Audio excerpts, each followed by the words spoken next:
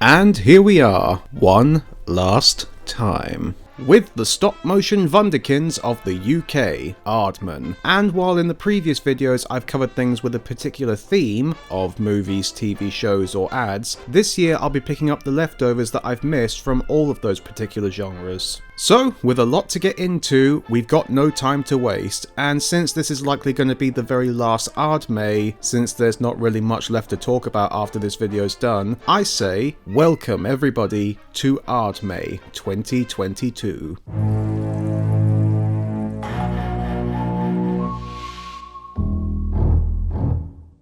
Oh, and for the record, Robin won't be in this month's selection since it hasn't yet been released on DVD, at least not at the time I've written this script. And that's even if they're planning on doing it, since DVDs have become more of a dying breed amongst the greater amounts of on-tap media now. So maybe I'll get to that one in the future, maybe not. But right now, I'm getting into the last Aardman property I said to get to later on in the last video. And that of course being Shaun the Sheep 2, Farmageddon. In my opinion, the ideal example of how to do a sequel right. So what's the plot to this one? Well, Shaun and his friends are getting on what they always get on with. But, unbeknownst to them, an alien spaceship has landed near the farm. Because, of course it has. That's the ultimate go-to plot device for a franchise that's run out of ideas, introduce space and aliens into it. And the pilot of which is a small alien known as Lula, and has made her way to the farm, and as expected with most kinds of aliens in this kind of story, she is very mischievous and childlike. And while she seems to have fun just sort of milling around on Earth, she also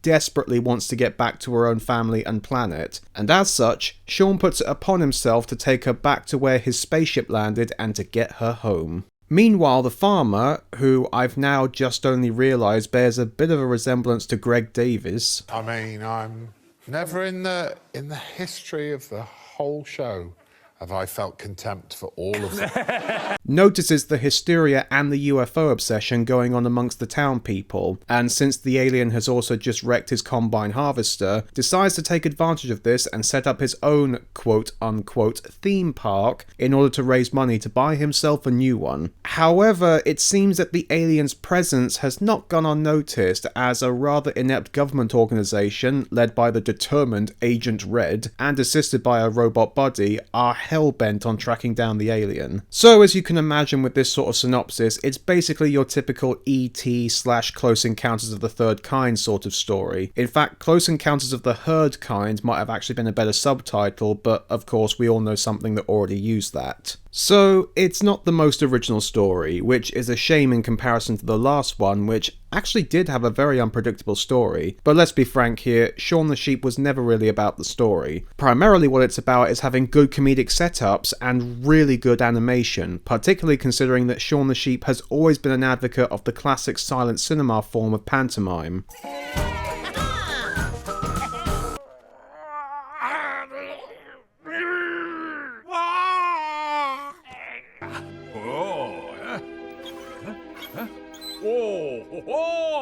Which this film still does in great effect. Possibly even better so than the last one was, but of course it doesn't really matter about all of that. What does matter is if the movie is funny, and I'm delighted to say, yes, it's very funny. I was admittedly rather anxious about the idea of this movie because I felt it was a movie that didn't really need to exist. The first Shaun the Sheep movie was a really good movie and, like I said, had a surprisingly unpredictable plot, some very good comedy, and probably out of all of Aardman's movies was the one that best represented that sort of small town British charm. So it did sort of feel like this was an unnecessary sequel and they were just making it to try and cash in on the fact that Shaun the Sheep is still very popular. However, I will admit that as a movie, it's really funny. In fact, I'd actually argue that in terms of jokes, it's actually better than the first movie was. The first movie definitely felt more like it was trying to get to you on an emotional level rather than a comedic level, and I do respect it for that, but I do much prefer Shaun the Sheep for its jokes rather than the emotional elements it brings, and this one I definitely feel had a better series of jokes and also had a lot more interesting setups for jokes. The whole alien fish out of water sort sort of idea of a character we've seen to death before, but this one actually does work quite well, and actually the lack of dialogue really does work to its benefit in that regard, since it means we don't get as much in terms of dialogue and it's all about the actions and reactions, facial expressions and body language. Plus the alien definitely does have a sense of personality about her. She's curious, rather headstrong, and doesn't really think about what she does before she does them, which actually makes her an interesting pairing with Shaun because often that's the personality he has in the group. Granted, Shaun does sometimes take the role of the responsible one within the group when the other sheep get out of hand, but he's often the first one to cause trouble in the first place, so having him paired with someone who gives him a run for his money is actually quite an interesting dynamic and leads to some good jokes. Also, it's interesting to see Aardman go into a more sci-fi route with this movie, since it's not something they've done all that often. The first that comes to mind in that regard is of course A Grand Day Out, which they straight up reference within the first 5 minutes, which in itself is kind of weird because Shaun the Sheep is supposed to take place within the same canon as the Wallace and Gromit universe, but it is a nice little reference and it's the first of many callbacks in this movie. It's also cool seeing the various references they pull out, like 2001: A Space Odyssey, Star Trek and Doctor Who. Seriously, the amount of Doctor Who references in this are off the chain, but they're all pretty funny. It is a shame that the other sheep and even the farmer don't get as much of the focus this time around like they did in the last movie, but we already did have a movie that focused on them and several series of a TV show, so it is nice to have some more focus on some newer characters, plus the actual main characters, Shaun and Blitzer, do still have quite a bit of screen time and are still the main focus, so that's always good. Speaking of the new characters, the main villain, Agent Red, is actually quite a decent villain. She's definitely got that Mrs. Tweedy vibe of being a very intimidating character, but she's not quite as memorable or interesting, although this time she's meant to be a little bit more sympathetic, so I suppose that's the reason why, but still, I think they could have done more with her. However, the character of the villain side that definitely brings more to the table is her robot buddy, Muggins, who, as I hinted at earlier, definitely has some strong resemblance to the robot from A Grand Day Out, especially with him having a filing cabinet within his chest area. I think it was a nice little callback. Admittedly, he's nowhere near as creepy as that robot was, though to be fair, that's probably all for the better.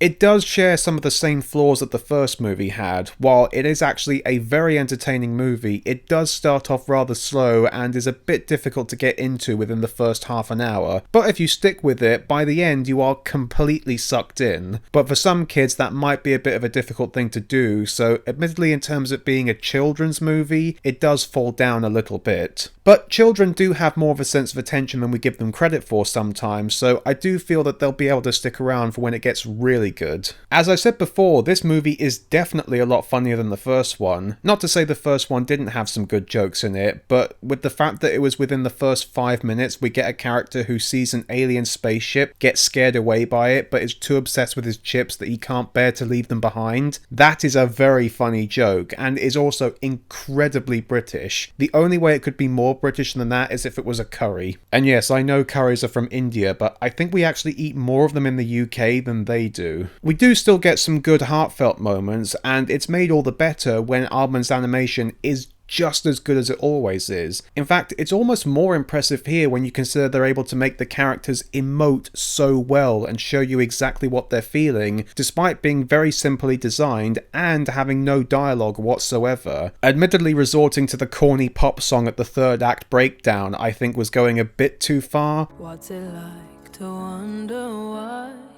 I do everything with you on my mind when... But in spite of that, it actually is a really good heartfelt moment. Overall, the movie does feel like it's trying to be more funny than the first movie was, which was definitely trying to be more of an emotional movie, and I think in that respect, it was actually the best way to go, since there was probably no way they could top the emotional elements of the first movie, so probably best to go for a more funny angle with this one. I'm glad the movie actually turned out not to be a waste of time, and while there isn't really any kind of building of character and story from the first movie, Shaun the Sheep isn't really the kind of franchise where there's any kind of serialization or even a massive amount of sense of continuity. I mean, let's not forget, at this point in time in the TV show, Blitzer had a beard, and there's also meant to be a cat character, and they're nowhere to be found in this movie. So they definitely have more of that Looney Tunes kind of story element to it, where each individual episode, or in this case movie, is its own isolated event that happens to these particular characters. And as an isolated event for these characters, I'd say it's pretty good.